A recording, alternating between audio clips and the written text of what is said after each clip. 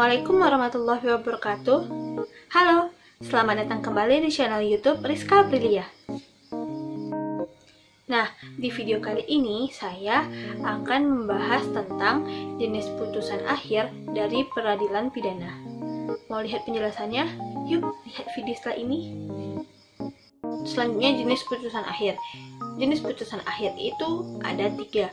Yang pertama, putusan pemidanaan. Yang kedua, putusan bebas atau vrijspraak. Dan yang ketiga, putusan lepas dari segala tuntutan hukum atau ontslag van rechtvervolging. Selanjutnya yaitu putusan pemidanaan.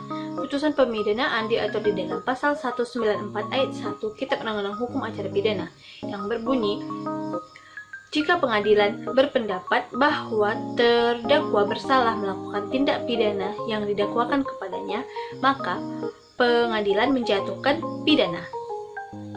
Pidana atau hukuman yang dijatuhkan dapat berupa kurungan badan dan atau denda sesuai dengan unsur pasal yang didakwakan kepadanya.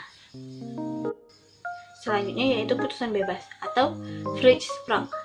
Itu diatur di dalam pasal 191 ayat 1 Kitab Undang-Undang Hukum Acara Pidana yang berbunyi, jika pengadilan berpendapat bahwa dari hasil pemeriksaan di sidang kesalahan terdakwa atas perbuatan yang didakwakan kepadanya tidak terbukti secara sah dan meyakinkan, maka terdakwa diputus bebas.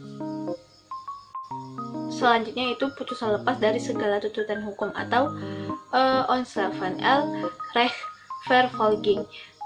Diatur di dalam pasal 191 ayat 2 Kitab Undang-Undang Hukum Acara Pidana yang berbunyi, jika pengadilan berpendapat bahwa perbuatan yang didakwakan kepada terdakwa terbukti, tetapi perbuatan itu tidak merupakan suatu tindak pidana, maka terdakwa dituntut lepas dari segala tuntutan hukum. Nah, perbedaan antara putusan bebas dan putusan lepas itu dapat ditinjau dari segi hukum pembuktian. Apabila dalam pembuktian penuntut umum tidak dapat membuktikan dengan 2 alat bukti yang sah dan disertai keyakinan hakim sesuai dengan asas minimum pembuktian, maka putusan tersebut menjadi putusan bebas atau vrijspraak.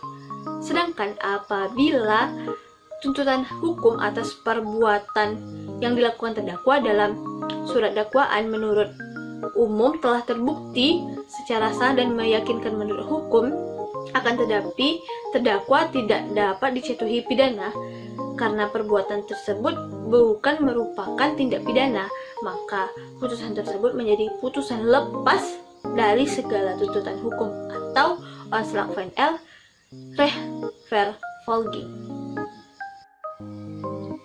Sekian yang dapat saya jelaskan tentang jenis putusan akhir. Lebih dan kurang saya mohon maaf, saya akhiri. Assalamualaikum warahmatullahi wabarakatuh. Sampai jumpa pada video berikutnya.